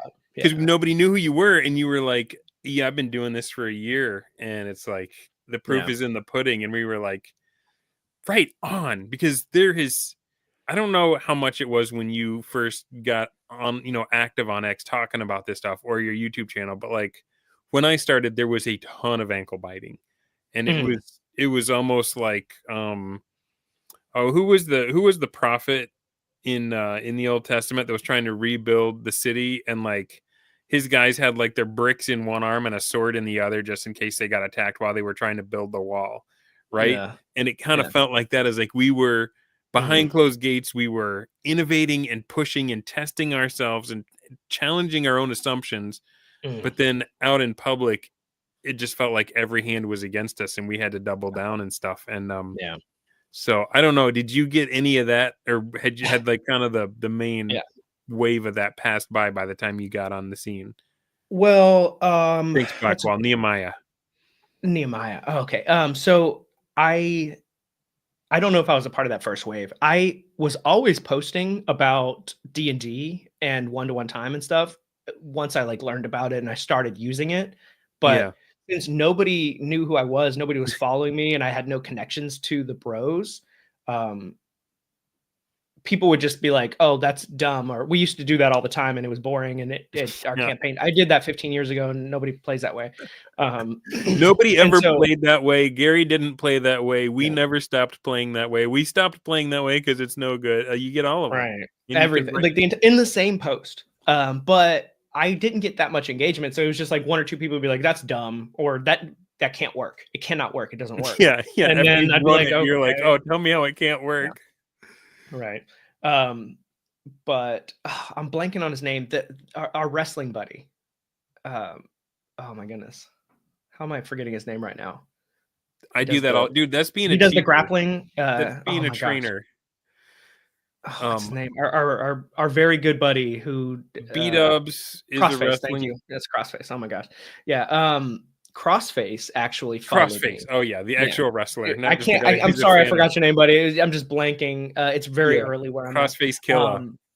Crossface followed me from just one of those random posts that I did where nobody, like, I had like engagement of like 10 views or something on X, and he followed me. And then a couple months went by, and then I put out that one-to-one time video, Yeah. and he saw it in his algorithm. It fed it to him. He shared that video, and my viewership just skyrocketed. I got like, I think overnight I got like 50 subs, which like pushed me into like something, I don't know. But like Crossface sharing that one video connected me with everybody, because at that point it was just like follow.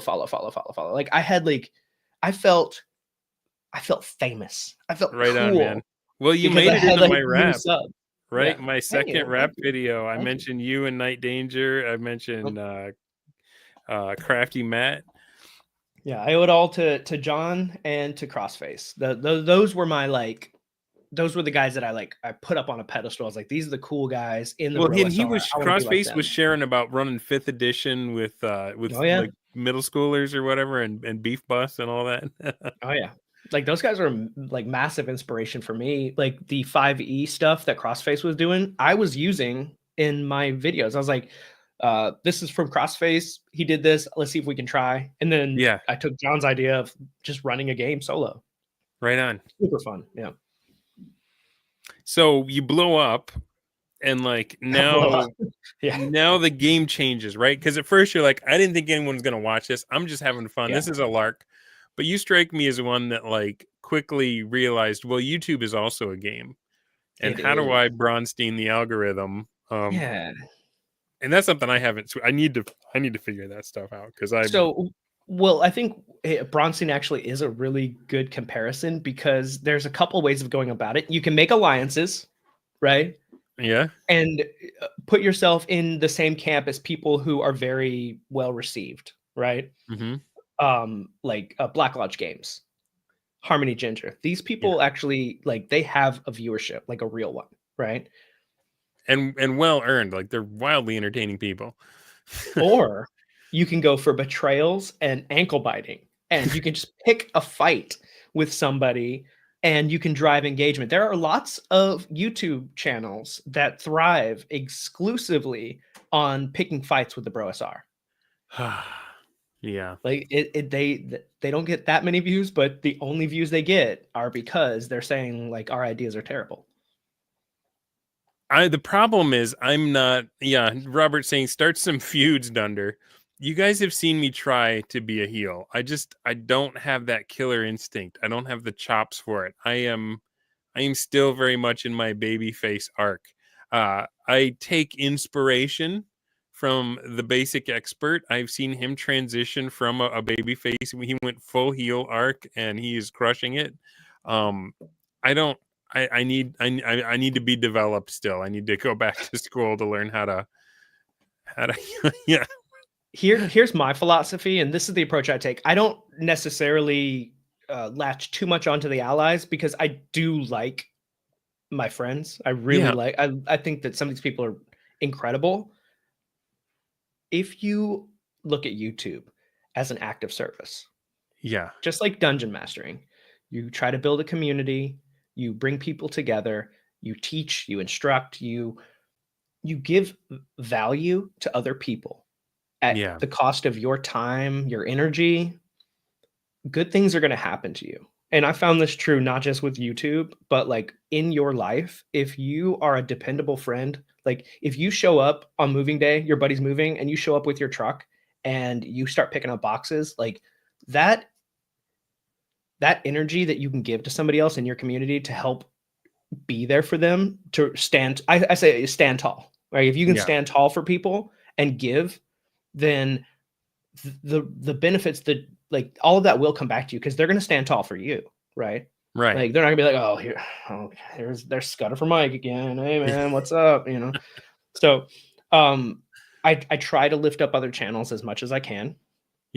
I try to, anytime I put out a YouTube video, I will link other channels in the description.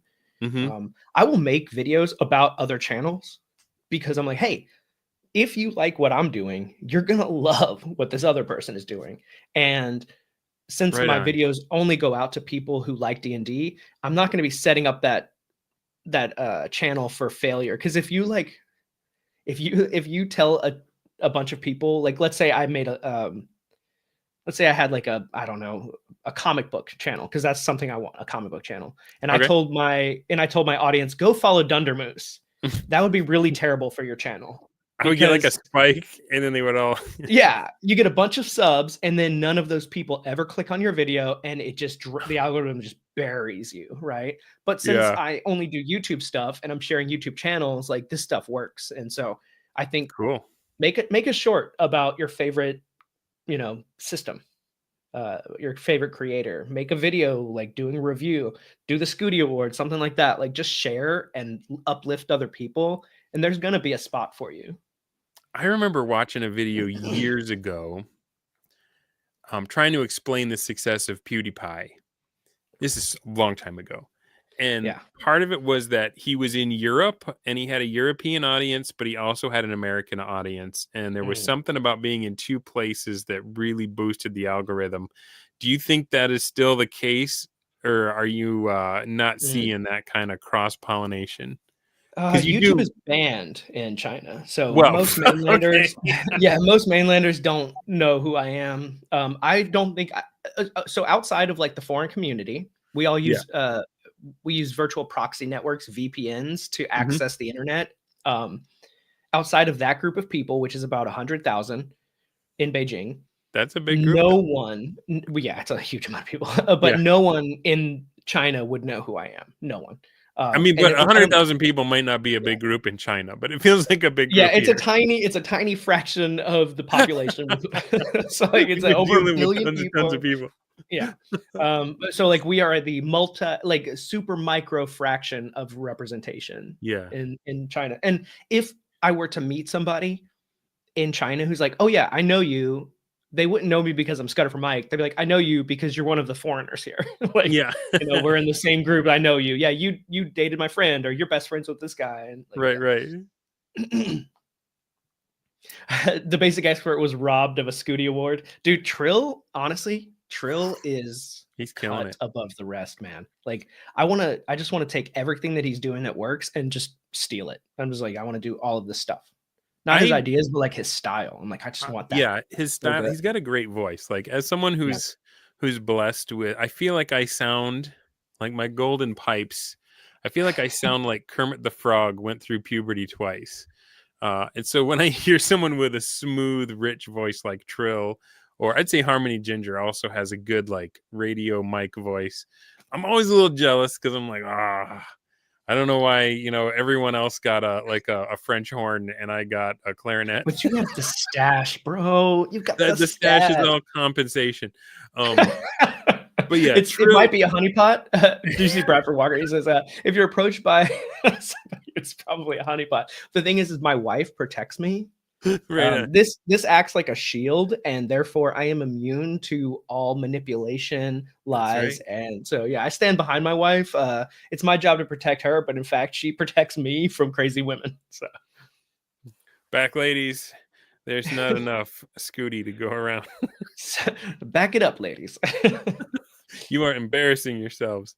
What was I trying to say? One of the things that Trill does that this is a geeky YouTuber thing, but I'm like, man, where does he get all that amazing stock footage? Oh, right? yeah. Like I've been reading through OD&D on my channel, and I'm always struggling to find an image to put up. I mean, I guess I don't need to put an image up, but I've been going to I the like your. No, I like National that. Gallery of Art and just getting royalty-free images that I can just kind of, and then I do the little, Ken Burns effect where they like slowly move or they slowly zoom in or out. You made a Joe Rogan podcast thumbnail for me. This is one of my favorite thumbnails I've made. Dude, honestly, I was showing Roxy. I was like, "Do you get it?" She's like, "No," and I was like, "That's Joe Rogan." I like the smoke coming in from off I camera. had a question. Oh, it's Crafty Matt. How do I win a golden Scooty? It means like in general, like how do you get nominated? I make it up. I made it all up. I don't know. It was your I end was of year thinking, episode. yeah. So like I was thinking about like Well, what were the you want categories? right. So the categories were like good YouTuber, supplement, and then a system. Yep. And I was thinking like according to like my comment section, there was a lot of things I could add, like different ideas, Ooh. but the core of it is who do I like and who do I want to uplift? And so Right I know YouTubers. And so I was like, okay, well, I can talk about that. I read every system that I buy and I try to play it so I can talk about that. And then supplements, these are the things that are made by the people that I like, right? So a lot of YouTubers or just personalities on the internet create things. Yeah. And so it's easy to talk about that stuff and I have opinions about it because a lot of the suggestions were things I was like, I don't really have an opinion on this subject, so I'm not going to make a Scuti about it. Yeah. And I don't know anything about it, so like, you know, I just want to talk about things that I like and people that I like, and it goes back to, you know, uplifting creators and making sure that the people who are giving of themselves and like really putting themselves out there and taking so much like abuse from these nameless accounts online are getting some sort of recognition for their hard work. And right on. And honestly, the winners I think all deserved it. Like Alexander McCrease, this dude is like he did make the best system maybe of all time. I mean, maybe, right? Like it could be better than AD&D. It could be. And the thing is, I've had him on my show and like, if you ever get to feeling like really smart, like you're like pretty sharp, just talk to him for a little bit and then you'll be like, oh yeah. Yeah. I have a long way to go. Yeah. There's a wide range, and I'm in the middle of the bell curve if I'm feeling lucky. Yeah, I'm like the most mid dude you've ever met. Like I'm just like mid intelligence. Like I didn't even make it out of the mid brackets of the BROXT. Like that's how mid I am. Like I'm one of the main carders. I can't even beat a guy who got DQ'd. Like so. Yeah, the BROXT is interesting because after that first round, when it was everybody against everybody, all of a sudden it was like brackets, and you might have two guys in a bracket that were both amazing, and one of them can't go on, and you might have two others that are mid, and one of them is going on, and so it's like, oh, that's some of those were heartbreakers. When Rump got beat. Like Joel's was amazing. Rump's was equally amazing. Maybe just a little bit less for just a tiny technicality, or in your case, a recency bias of a judge from a specific experience he had just had the Thursday before. Completely disqualified. He did not read the rules. Okay. There is no competition. I missed B-Dub's tweet where he said that he was supposed to be a disqualified because he read a novel and not a short story. If I had seen that, it would have been like, oh, that was too bad. It was a good one, but I missed it, and so part of it is just due to incompetence. Never ascribe to malice what is due to incompetence, and never ascribe to either one what is due to malice and incompetence. There you go. And that's what it was. But to get back to what Crafty was asking, I think that Browser, while I don't think the actual module has any use at all for anyone who has an imagination, the essays in it were like, I'm not even trying to be like hot take on that. Like Browser is useless. It is the essays at the beginning. Essays are gold. The essays are necessity, and they could have just stopped at that. Like I don't understand. Like why anybody would be like, I really want to play these Roman century guys. It's like, why not make, I don't know, like, don't you have something you like? Like, do that. The idea with those were each of those factions had been used before in a 1-to-1 campaign. Like, they were battle tested factions. If somebody was starting at complete zero, they wouldn't care about like it, right? I wrote the thing. I had nothing they wouldn't care about Ferrigno, right? Like, why would you? It's somebody else's campaign. Yeah. Like, but it won because what it did was it demonstrated for like the mouth breathers how to have an imagination, right? How to run a Bronstein. Those essays are absolute gold. Yeah. And I've actually read them twice through, because the first time I read them, I was like, that's really good. And then I forgot everything. And I went back and read it again. I was like, oh yeah, that's really good.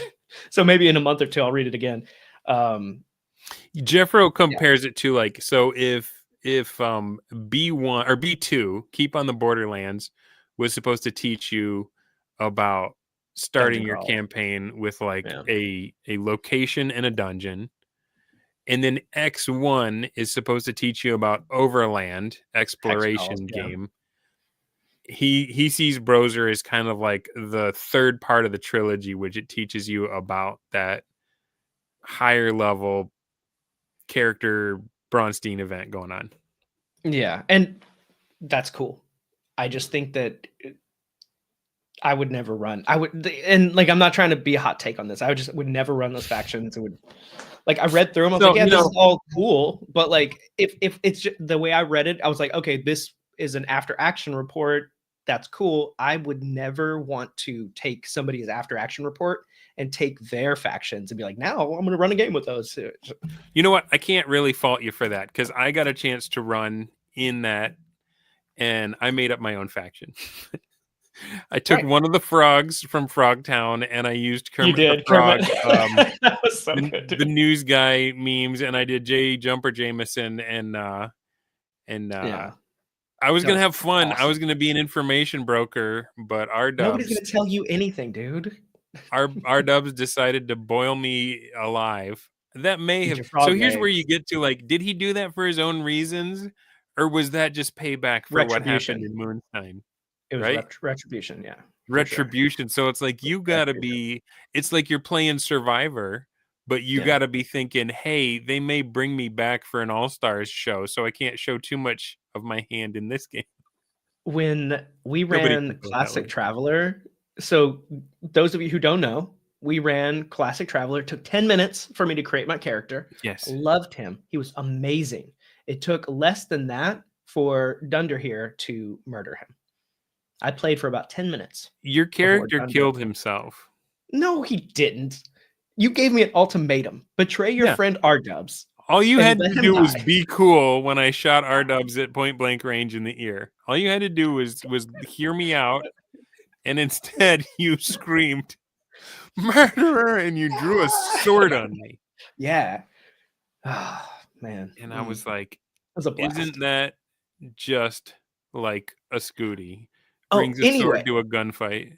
Yeah, I know. That was a terrible idea. A nice Sean Connery reference there. But without the racism. You pull a sword, you pull a gun. Never trust a moose. We need to do something else like that. And I think things like Mothership, Classic Traveler, it doesn't have to be a space thing. I think that those systems are really useful. You roll up a character quickly. Yeah. They can die just as quickly. We should do another Twitter Bronstein. It's so fun. I think so too. There's something about the play by post that can almost be more engrossing than the type 1 where you're in the room. Game. Yeah. Maybe. the in the room ones are really good. Yeah, they're all good. It's all good. Well, but type 3 might wear you out, but other than that. Yeah. Which is what I was doing before. I didn't even realize. I was like, I'm already doing the Bronstein stuff because they're already killing each other all the time. There was no language. I didn't have the vocabulary to express what I was doing in my campaign, my BX campaign, because I was already doing all those things, because that's what I thought the bros were already doing. you know, like, Yeah. I was like, oh, well, because John Mollison made a video about how like you can have a patron that kills each other. And then like later they're like, nobody's running Bronstein. So I was like, I think I'm doing that already. Oh, you were But, gonna be one of those yeah. guys like nobody ever stopped doing it. You didn't I come was up like, with I anything. was like, I was like, I Well, watched John Mollison. Isn't that what everybody's doing? And they're like, no, we don't have any language for this. This is going to be a new thing. It's a battle Bronstein. And I was like, okay, okay, we'll do a one night event. Yeah, sure. interesting though, because it sounds like you might have bumped into the same problems that necessitated the need for it, Yeah. and you found the same solutions. I didn't mind the chaos that the patrons were like. I loved it. I was like, this is so cool. Again, like a Yeah. lot of the times I would be prodding them to give me these results, but I was using everything that they gave me. These guys are really creative, like story Mhm. gamers. And so it was just fuel for the campaign. I wasn't burned out, I but am. I'm it not is a sure lot. how many. I'm not sure how many bro campaigns are still going 1-to-1. I feel like the session Bronsteins kind of took over. Mm, The Summer of Steen. And indeed, like my campaign that I was playing with my friends, my local friends, um, it got eclipsed. I got caught up in the Summer of Steen. I wanted to play everything. I wanted to have everybody that did anything on my show to talk about it. And I did not do a great job in all the ones that I joined. I'm trying to get better about that because my FOMO always throws my hat in the ring, and then I've got to like yeah. in shame back out, or like if R-Dubs kills me, then I'm like, okay, there's my off ramp, you know. But I know that I'm Yeah. so Goblin D's is one that's going on right now. You guys need to get on it if you are looking for Okay. trying to play this action. Look for hashtag Goblin D's on Twitter. Crafty Matt is talking about Brotech. I had Crafty and Zach on my channel to talk about Brotech 1, and that sounds like that was a blast. And Brotech 2 is starting up. So, Crafty, if you have Oh any yeah, I link heard about that. for him in the chat, or if you want to just like make a comment about what Brotech 2 will be like, Crafty won that one hands down by not only defeating his opponents, but absolutely absorbing one of them into his own forces, who didn't even know he was an opponent until it was too late. You guys should watch that episode if you haven't seen it. Like you guys say, don't trust a moose. Oh man, you need to watch out for Crafty All Matt. right. Um, what was I saying? I was driving somewhere and I got distracted thinking about Crafty actually being crafty as warned on the label. Something about the Summer of Stein. You Yeah. got Oh yeah. cannibalized with time or something. So I had we would meet on Saturday mornings because we had one guy on third shift and that's when everybody could do it. You know, Saturday mornings and go till just after lunch. And we had a couple in-session games and then we had one online. And I had played with some others and just kind of Jeff wrote it and brought them into that world and into it. And then the Summer of Stein happened and my campaign just fell apart because I got busy and I was the one that was really that magnet pulling everyone together. People Yeah. weren't bugging me to do it. And so, but I'm like, okay, but we were playing 1-to-1. And then what happens when months go by and you haven't played? And Yeah. So there were things happening. it's pretty resilient. You can bounce back. It's never too late. So a lot of those characters are retired, unless if like they had um, a nice war chest, right? So if Well, it's been a year, you need, depending on your level, you need a lot of gold to pay your monthly costs, right? Your yeah, taxes. Um, and so if a lot of those people are retired, just roll up like a new 9, a new 5, and a new 1, right? And just pick yeah, up where the world left off, right? Like it's been a year, what happened? Takes a couple minutes to resolve that. Or you can do it the different way and just be like, everybody's broke, but you yeah, got to go adventure now, right? Like you're all broke, but you're back in the game. You got to go adventure, yeah. go. Because like sometimes, yeah, the dungeon master can't, whatever, things fall apart, but time is always ticking, and you say, oh, it's January Well, 28th. I had kind of thought that a Dunderstein might solve my problem. I Okay, had based what's an this understatement? I had based this world on the Appendix N book, The Face in the Frost by John Bellairs. Mm. And so we've got crazy magic going on. We've got unseasonably cold, and I had established that there was a wizard named Malachus in the dungeon. These guys never made it to the dungeon, by the way. First off, they wanted to go out into the world anyway. Gary said make but 12 levels of your dungeon. It's like, bro, Yeah. do you play D&D, Gary? Seriously? Like, they they're never not made it going to the in dungeon. I needed to start the game off as like, so you're going to a dungeon. That's what I should have started with. But Get in the cart. The rails are heading in. so there was this dark evil book of magic that had that like the previous knight that was kind of in charge of the city, or it was a little town, had gone nuts and had lost his position, and they'd had to bring in a new one. And the book went missing, and they had discovered that like the new knight had like or I'm sorry, it was a cleric that was in charge, had wrapped the book up and given it to this kid to say, go throw this in the deepest part of the lake because it's too dangerous. And the kid was on the way out. He was a fisherman. He was on the way out, and Malachus came out of the woods and like looked him deep in the eye and was like, give me that book and give me all your money. And the kid just started crying and did it and ran away. So they knew the book was out there, but what they didn't know is they learned that there was a page missing from the book and that the new knight had it and had been sneaking up and reading from it. And so there was a character who was a level 1 thief, and he rolled up 1 hit point. So, I'm sorry, he's an assassin, but he wants everyone to think he's a thief. He's an assassin. He's not long for this world. Right. 1 hit point. And he had somehow survived encounters with were-rats. And I was so dumb, I didn't realize that they couldn't even kill one of them because they needed silvered weapons. Weapons. He had survived all of this stuff, and the were-rats had captured him and had said, we want you to bring that final page for our master. And so his job was to sneak in. The knight was having a party, a soiree, and other players were invested in what was going on with that. And he was, while the party was going on, he was going to sneak into his room and steal the page. And we played that out by post over instant messages, and like it was amazing. And right when he got the page and was making his escape is kind of when we stopped playing.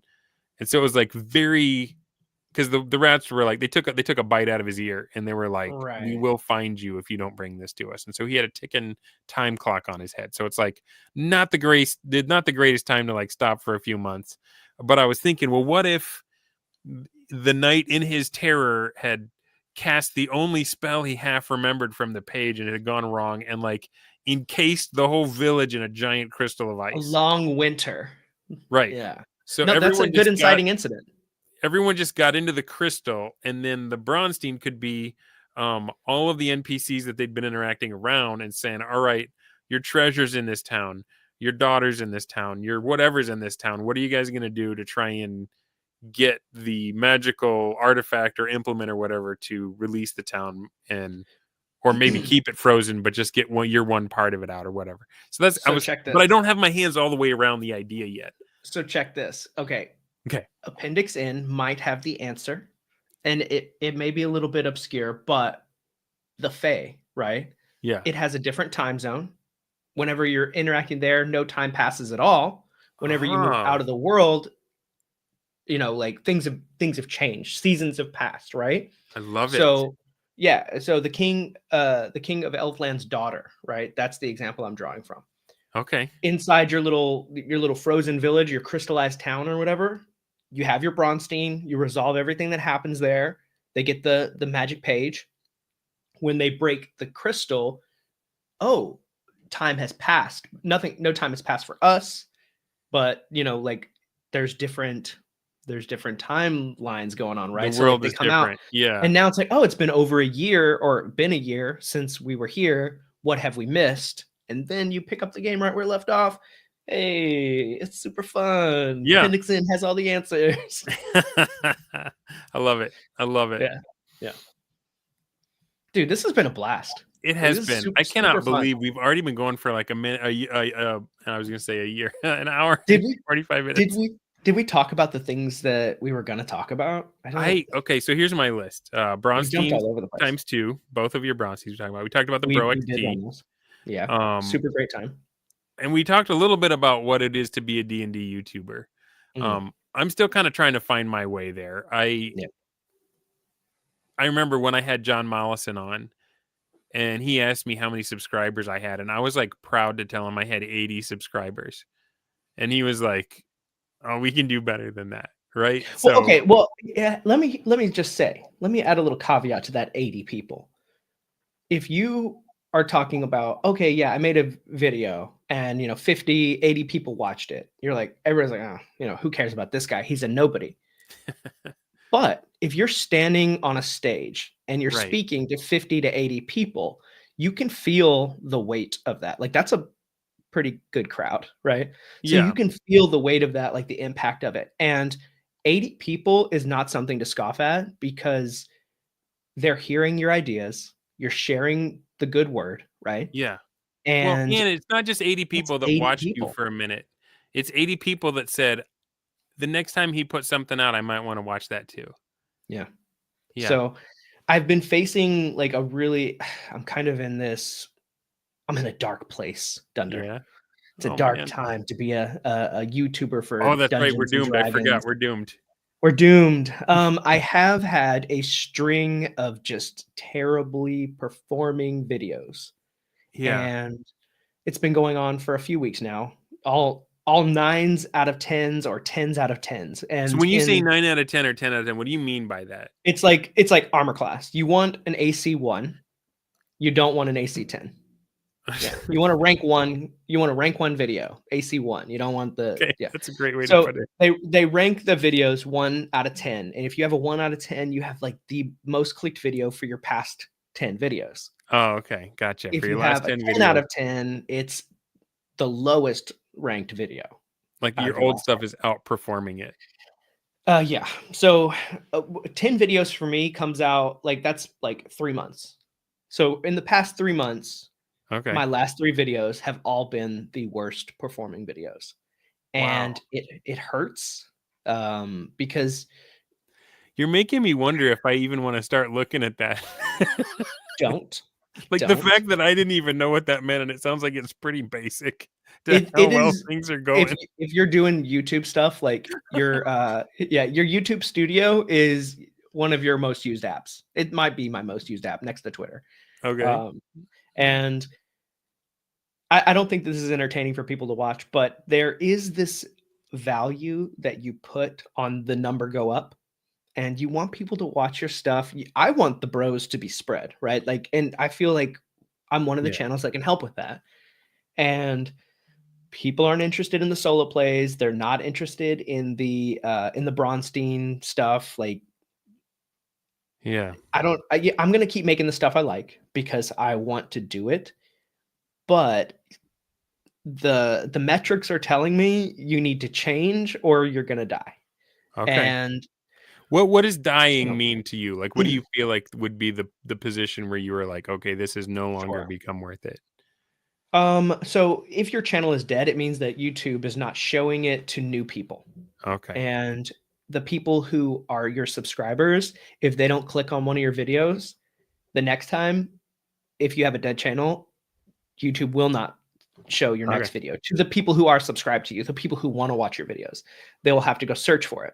Yeah. Now, for me, a dead channel is I just stopped making YouTube videos, but I won't do that. I'm gonna keep doing my solo plays. I'm gonna keep doing my funny DM take videos, Mm-hmm. and but I'm going to try to switch, I think, my approach. And I might also have a comic book channel because I really love Ooh. comic books. I'm a huge comic book guy.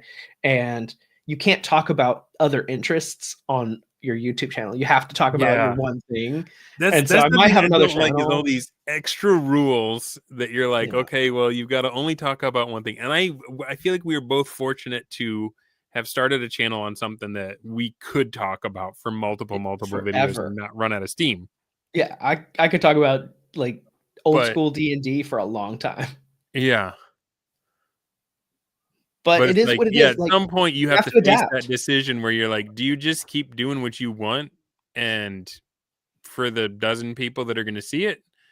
Or do you Right. like try to play the game and bounce with the algorithm? I And make it's like like you're $5 a video.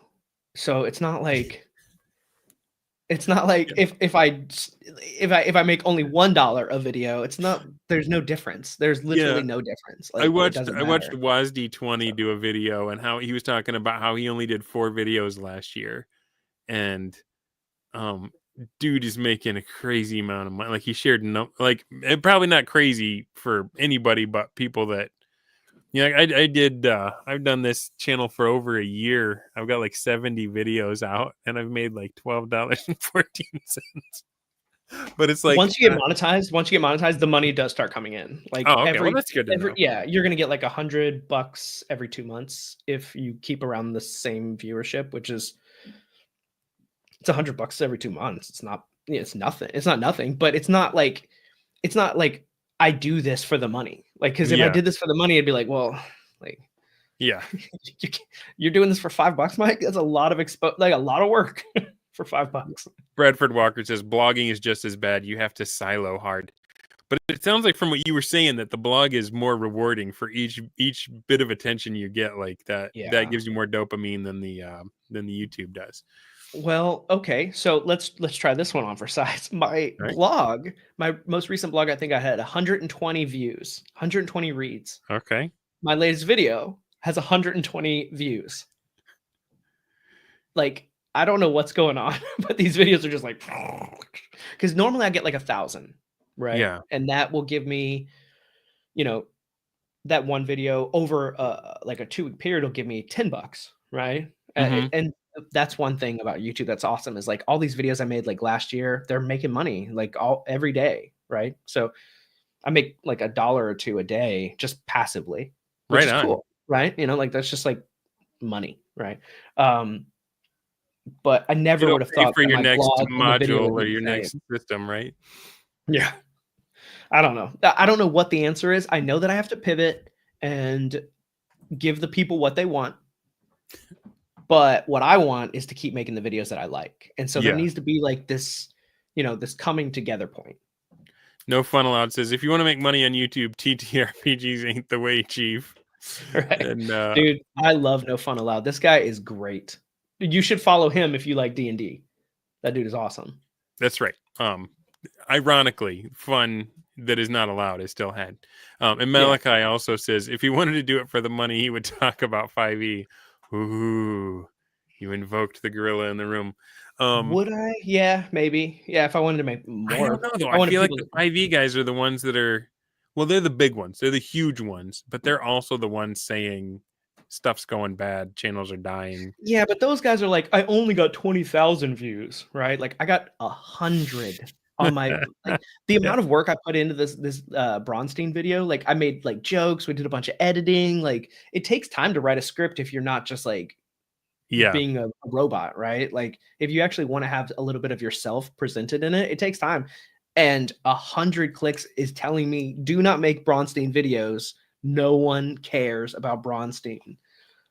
But I care about Bronstein, right? Yeah. So like there needs to be like this balance of where I can talk about PvP at the table and also people, like there needs to be something about it that they can learn from too, because it goes back to what we were talking about. If you're a dungeon master, if you are a clergyman, if you are a YouTuber, if you put yourself out there and you're trying to grow, you need to focus on helping other people. Yeah. And so if Bronstein video is these things about player versus player, if it's not reaching people, it's not helping them grow their table or build their own clubhouse, then you have to like switch gears if you want to continue to like grow, help people, and build a community. And that's what it all comes down to, is like, it's not for the $5, ladies and gentlemen. Right. It's for, I want people in my comment section that I know, and I do, and it's awesome, but I want the community to be bigger. I don't want it to stop with 100 people. Yeah. So Crafting points out something that brings up an interesting point. He says the problem with 5e YouTubers is everyone just wants to do top 10 new GM tips over and over again. Eventually, people are not beginners and they move on. And the problem is kind of like that of owning a gym, right? Like a New Year's Eve happens, and then we're gonna crush it for a couple months, and then as people's resolutions fall off, we're just gonna get to the hardcore. I feel like the Bro SR stuff, you are by default targeting a smaller niche audience that is well beyond the needing anything that a beginner can offer. True. And for me, it was I don't know much about this stuff, but I have access to amazing people who are willing to walk me through it, and I want to share that access with them. And the people that are maybe there's a big audience for this right now, because maybe all the people that are leaving the 5e stuff are starting to enter that zone where they're dissatisfied in the way that I was What when else I is found. available? Yeah. Yeah.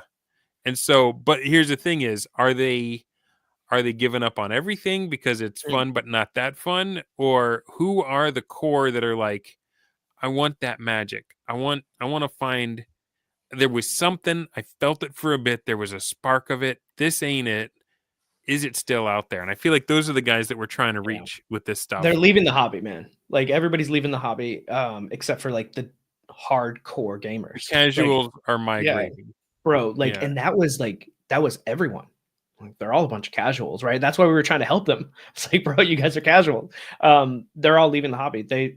When Wizards made 5.5, they signed the death certificate for their own like company, or not company, but like for their game, because everyone bought 5e. They all spent like $50 per book after book after book. Yeah. And then they're like, well, now we're changing everything. You can buy it again. And they're just like, what?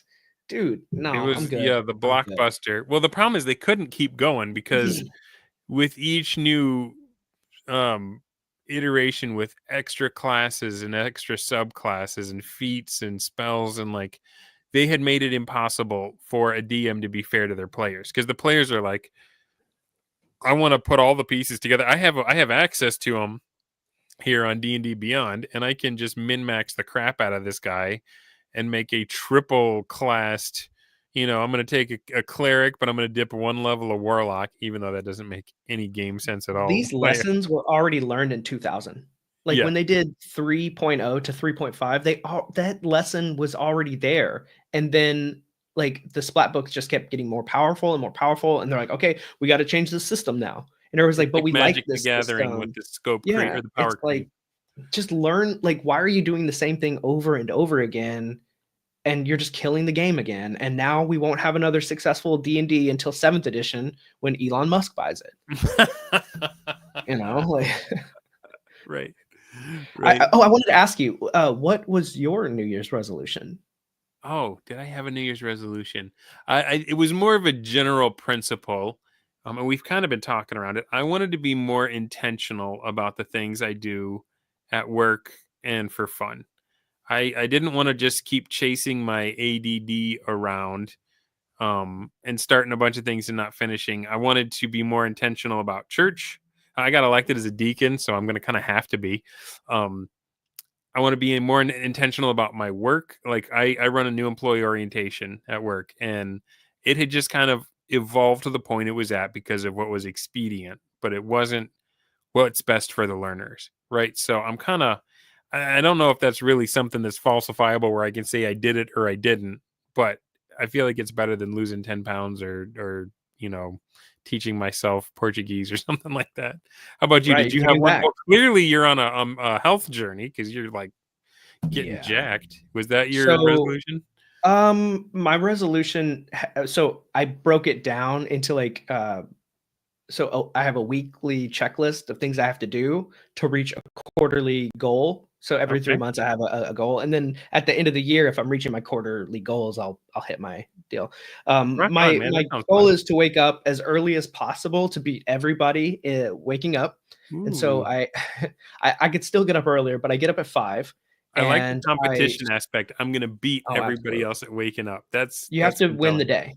You have to Yeah. beat everybody to the day, because I exercise and I do YouTube stuff. I'll do editing or filming or script writing before other people even wake up, right? Wow. And then I fast. I do 24-hour fasts, so I eat once a day, and so I have like a bunch of goals around increasing my YouTube. My goal for this quarter is to get to 2,000 subs Right before on, man. March 31st. It's not happening because this past month that I've been working the hardest I've ever worked on YouTube has been my least productive month on YouTube because Well, they're just people we need to aren't into help it. you out. You need to. This is a good start, but we need to get you on some bigger channels. We need to get you on Black Lodge. Just today, the basic Crafty. expert and the was it Natural Ones, Victor Gorchev and Aries Chronicles. And I just put in the chat at the end. I was like, not to plug, but I'm having Scutifer Mike on my channel tonight, and they were like, we need to get Scutifer on this channel. So That would be cool. definitely Yeah. reach out to TBE, because I'll tell you, this is weird. I did not expect this to happen. I had a big week a bit ago. I had Black Lodge Games on, and then awesome. I had Rob Kuntz on. Yeah.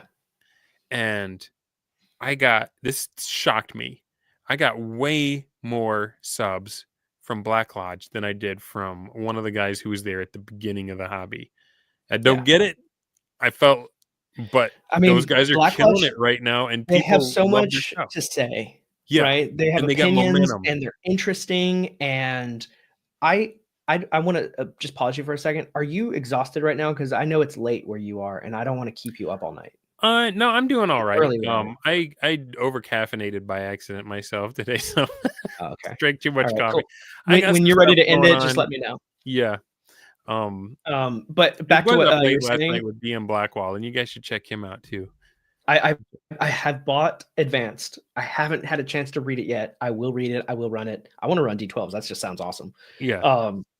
But you were saying about Black Lodge and how like that drove a bunch of yeah. Well, I think it was probably people that would have never seen me, but they followed them, and so they were like, "I'm going to come on here," and they were like, "Oh, that was a pretty good interview. Let's give him a sub." Yeah, and what's great about those guys is they're willing to support other people. It's not just about them and like what they're trying to do. Like they're making good stuff and they support other channels. So well, they're the reason I have a channel, honestly. Yeah, I saw that in the interview. Like you were. I started off. I was playing in Trilopulus. I was talking to these. I just couldn't believe who I was talking to on Twitter, and I was like, man, I wish I was a talented YouTuber and I could just invite you guys on. And they were like, you need to do this right now. And then the very next post was Rick Stump saying, I'll be your first guest. Let's do this. So all right. Yeah. All right. So now I got to YouTube how to stream to YouTube. Yeah, dude, that's awesome. So Crafty's dad has really good advice. He says, never let the sun catch you sleeping. Ooh, I agree. Like I love waking up super early. I get my exercise in, I get my YouTube done, and then everybody else wakes up. Right. I need to, if there was a class to become a morning person, I would sign up. I'm a night owl. Yeah. I love naps. Maybe that's why I've only got 550 subscribers. My wife, she'll sleep all day if you let her. So like I could just disappear and be gone for hours, come back, and she's like, oh hey, good morning. I'm like, yeah, it's afternoon. I may be a little bit of a vampire, like not enough for a scholarship or anything like that. Probably like 1/64 or something. I don't like garlic. I sunburn easy, and I tend to stay up late. But anyway, we've been going for 2 hours. Yeah, I'm having a blast, bro. Thank you for having me, bro. Really, it was a lot of fun. And let me know if you have an open invitation. You ever want to come back on? You're welcome. And I'll probably see you next time we do another random table. Yeah, you better believe it. Unless it's in a Bronstein. Watch out. I'll definitely be prepared for that. I'm not going in any more Bronsteins unprepared against you. Right on. Thank you guys all for being with us. Thanks for supporting. If you liked what you saw, you can let us know by encouraging us with that little thumbs up icon. If you are new here and you're like, I came just because you jumped on TBE and tried to poach his viewers, welcome. I hope you enjoyed what we did here. If you want to see more of this kind of stuff, go ahead and give me a sub. But if you are not subbed to Scutifer Mike, I'm sorry, Scutifer these days, Mike, go over to his channel. I put that in the description, right? I put a link to your channel. Sure, is at Scutifer_Mike. At Scutifer_Mike. And follow him on Twitter at MIC Pew Pew. That's PEWPEW. And let's get him to 2,000, guys. Let's help him crush those goals. Do it. Do it. Thanks for being with us, guys. Have a good one.